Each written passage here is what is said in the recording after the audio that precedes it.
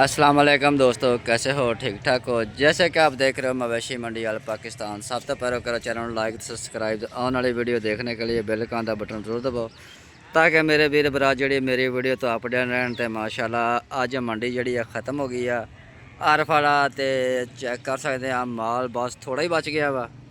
तो थोड़े वीर भरावां शौक कराने जी जोड़ा माल बचया वा। तो चैक कर सकते हैं मेरे वीडियो नाल साथ जुड़े रहना। वीडियो पसंद आए तो वीडियो को लाइक करना, चैनल को सबसक्राइब करना ताकि मेरे वीर भरा मेरी वीडियो आसानी नाल देख सकन। तो आओ हुण तुहानूं शौक कराने माल का। तो मंडी माशाल्लाह हुण जी खाली हो रही है, लोग आपदे आपदे घरे जा रहे हैं।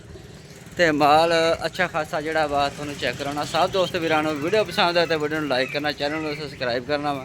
चैक कर सकते हैं हुण लोकां दीयां तैयारियां हो गई सारे दोस्तां वीरां दीयां।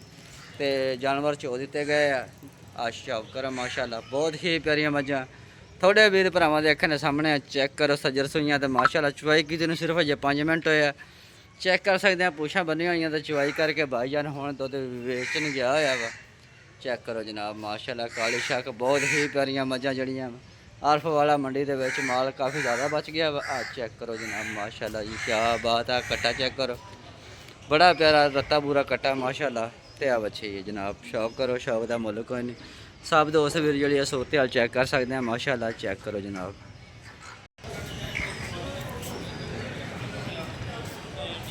अच्छा खासा माल जड़ा वा बचया होया वा। बच्चियां भी तो आ गां चेक करो, बहुत प्यारी गां पहलन हैगी है माशाल्लाह, सजरी सूई है। चोई सारे जानवरों की हो गई है। तो मेरा दिल किता सी कि वीरां नूं जड़ा वा शौक कराइए माल का माशाल्लाह जी। चेक करो जनाब सूरत हाल आरफ वाला माल मंडी 13 तरीक माशाल्लाह मंडी अच्छी खासी बिकी है। तो थोड़ा माल रह गया वा। थोड़े वीर भरावां दे अखां सामने चेक करो जनाब। हाँ जी, तो वीडियो पसंद है तो वीडियो को लाइक तो चैनल सब्सक्राइब लाजमी करना वा ताकि मेरे वीर भरा मेरी वीडियो तो अपडेट रहन। चेक कर सकते हैं माशाल्लाह माल घरे लैके जा रहे हैं। तो आ चेक करो जनाब मंडी माशाल्लाह खाली हो जानी शाम तक।